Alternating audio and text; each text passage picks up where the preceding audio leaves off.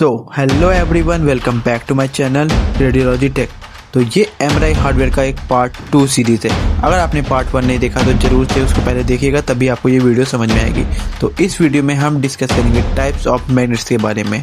तो बिना time waste किए आप हमारे चैनल सब्सक्राइब कर लीजिए। चलिए वीडियो को शुरू करते हैं। Let's begin with the primary magnet. Main magnet also is known as B not magnet.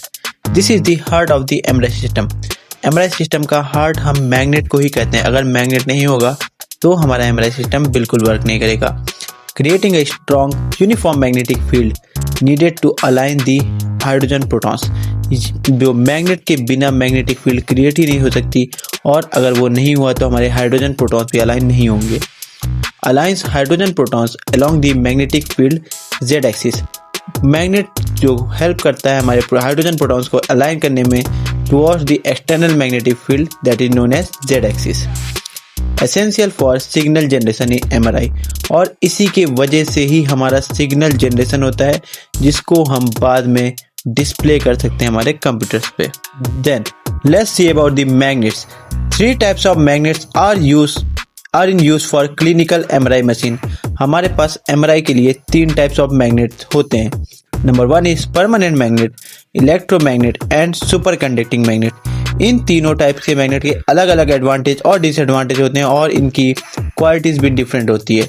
तो चलिए आगे इसको डिस्कस करते हैं। Let's see about the permanent magnet. A permanent magnet is made up of ferromagnetic substance alnico, aluminium, निकल, cobalt. जो हमारा permanent magnet होता है वो फेरोमैग्नेटिक सब्सटेंस से मिलके बना हुआ होता है, like aluminium, Nicholls and cobalt.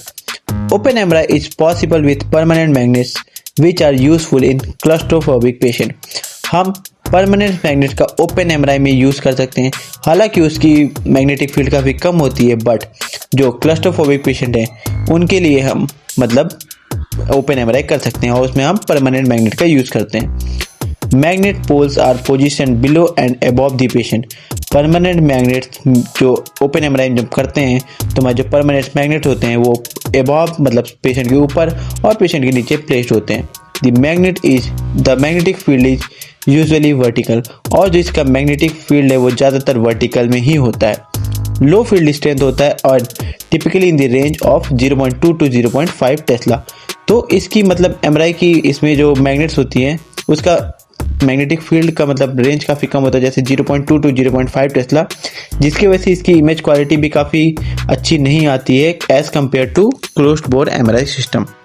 Then let's see the advantages of using an permanent magnet. No need for electrical power और cooling, low operating cost. So जो हमारे परमानेंट मैग्नेट होते हैं उसमें कंटिन्यूअस इलेक्ट्रिकल पावर या फिर कूलिंग डिवाइसेस की use की ज़रूरत कोई नहीं होती है, जिसकी वजह से इसका ऑपरेटिंग कॉस्ट है जो काफ़ी लोअर होता है। The magnet does not requires continuous electrical power to maintain the magnetic field, reducing operating cost. तो सेम एज मतलब ऊपर वाला पॉइंट के हिसाब से भी ये भी इसमें इलाबोरेट किया गया है। Simple design and low maintenance. इसका डिज़ाइन जो होता है वो काफ़ी सिंपल होता है और इसकी मेंटेनेंस चार्जेस भी काफ़ी लो होती हैं। गुड फॉर क्लस्ट्रोफोबिक पेशेंट और पीडियाट्रिक्स पेशेंट। ओपन डिज़ाइन, इसके ओपन डिज़ाइन की वजह से ये क्लस्ट्रोफोबिक पेशेंट और बच्चों के लिए भी काफ़ी यूज़फुल होता है। नाउ अगर इस चीज़ के एडवांटेजेस हैं तो कुछ इसके डिसएडवांटेजेस भी होंगी। सो इसके डिसएडवांटेजेस हैं very heavy and bulky, can weigh up to 30 to 100 tons. जो हमारे परमानेंट मैग्नेट होते हैं वो काफ़ी हैवी और बल्कि होते हैं स्ट्रक्चर में, उनका वेट 30 to 100 टन्स तक वेराई कर सकता है। Lower magnetic fields, lower SNR and image resolution. तो इसका मैग्नेटिक फील्ड जैसे हमने अभी पढ़ा था काफ़ी लो होता है, 0.2 to 0.5 के टेस्ला के रेंज में, जिसकी वजह से इसका लोअर एसएनआर होता है, lower sound to noise ratio, और इसकी इमेज रेजोल्यूशन भी काफ़ी लो होती है। मतलब हम इसकी वजह से मिस डायग्नोस कर सकते हैं, मतलब जो एनाटमी में अच्छे से क्लोज बोर में विजुलाइज हो जाती है वो इसमें काफ़ी हद तक मतलब अच्छे रेजोल्यूशन के साथ विजुलाइज बिल्कुल नहीं होती है। Temperature changes can affect field strength, not very stable. तो ये जो मतलब परमानेंट मैग्नेट है हमारे वो टेम्परेचर के साथ उसकी फील्ड स्ट्रेंथ भी चेंज हो जाती है, इसलिए ये काफ़ी स्टेबल के लिए नहीं होता है। And not switchable for all clinical uses. ये सारे क्लिनिकल यूजेस के लिए स्विचेबल नहीं है, क्योंकि इसमें हमें काफ़ी लो रेजोल्यूशन की इमेज मिल रही है, तो जिसकी वजह से हम काफ़ी कुछ हमारे जो मतलब डायग्नोस हो सकता था उसको हम इसके लो रेजोल्यूशन इमेज की वजह से मिस आउट कर सकते हैं। Then let's see about the electromagnet. Electromagnet को हम रेजिस्टिव मैग्नेट भी कहते हैं। This are based on the principle of electromagnetism. जो हमारा इलेक्ट्रोमैग्नेट होता है वो इलेक्ट्रोमैग्नेटिज्म के प्रिंसिपल पे बेस्ड होता है। An electromagnet is a type of magnet in which the magnetic field is produced by the flow of electric current through a coil of conductive wire. So electric magnet एक type of magnet होता है जिसमें magnetic field तब produce होती है जब उसमें electric current का फ्लो होता है एक कॉइल के जरिए of a conducting wire, usually copper या फिर एल्युमिनियम के वायर से। जब उसमें करंट फ्लो होती है तभी उसमें मैग्नेटिक फील्ड प्रोड्यूस होती है। When current flows it generates a magnetic field. When the current stops the field disappear. मतलब जब तक हम उसको कंटिन्यूअस करंट सप्लाई करेंगे तब तक वहाँ पे मैग्नेटिक फील्ड रहेगी। अगर हम करंट्स को स्टॉप कर देंगे मतलब करंट भेजना बंद कर देंगे उस वायर के जरिए तो मैग्नेटिक फील्ड जो टोटली डिसअपियर हो जाएगी। The strength of the resultant magnetic field is proportional to the amount of current moving through the wire. So इसका मतलब क्या है, जो strength of resultant magnetic field होता है हमारा, जो मैग्नेटिक फील्ड उस करंट फ्लो की वजह से जो प्रोड्यूस हो रहा है वो प्रोपोर्शनल होता है अमाउंट ऑफ करंट के साथ जो कि वायर से मूव हो रही है। A solenoid is a coil of wire wound in a helical spiral shape. When an electrical current flows through it, it produces a magnetic field, especially strong and uniform inside the coil. So एक solenoid एक coil of a wire होता है जो कि helical shape में होता है, मतलब राउंड शेप में होता है।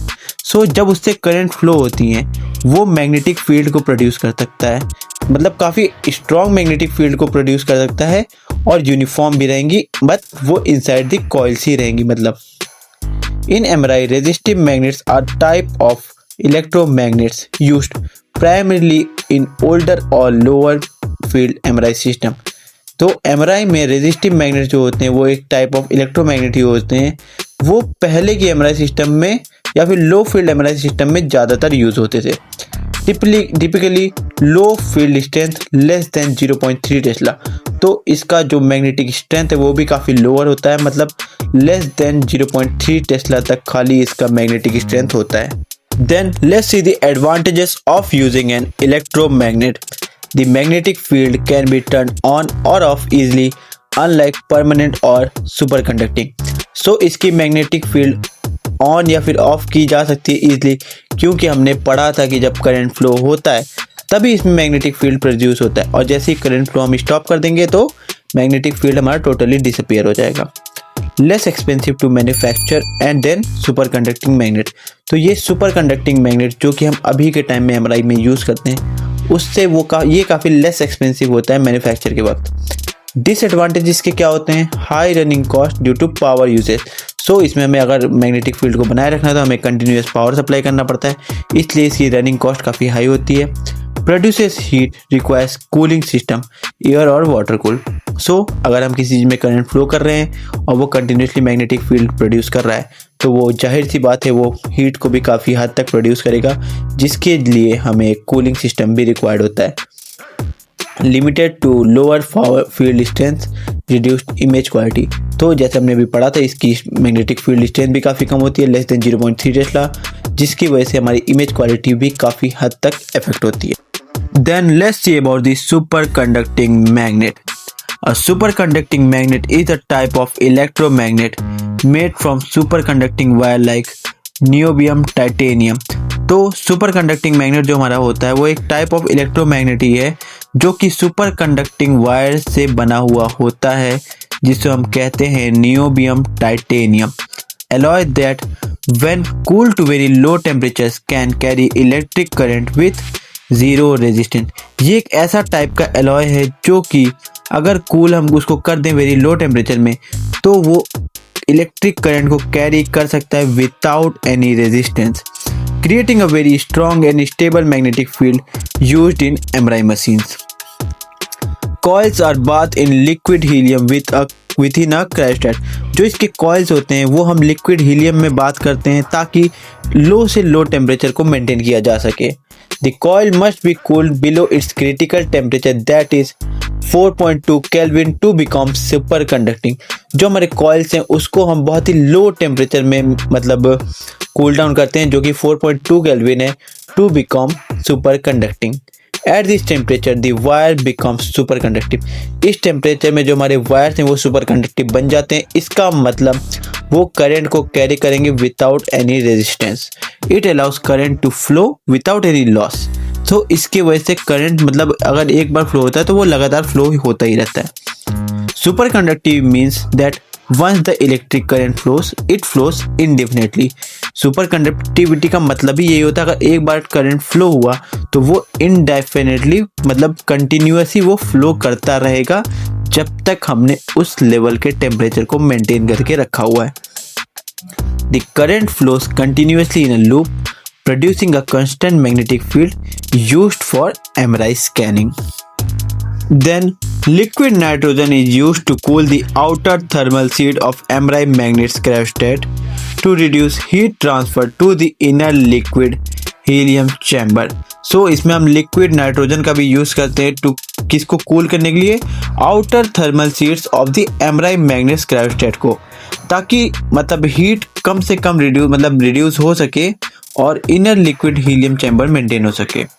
Bye cooling the outer sealed with Ln2, जो कि लिक्विड नाइट्रोजन ही होता है, कंफ्यूज मत होइएगा, less heat reaches the helium tank, जिसके वजह से बहुत ही कम अमाउंट ऑफ हीट जो ही है वो रीच करता है हीलियम टैंक तक, इसलिए लो से लो टेम्परेचर मेंटेन हो जाता है।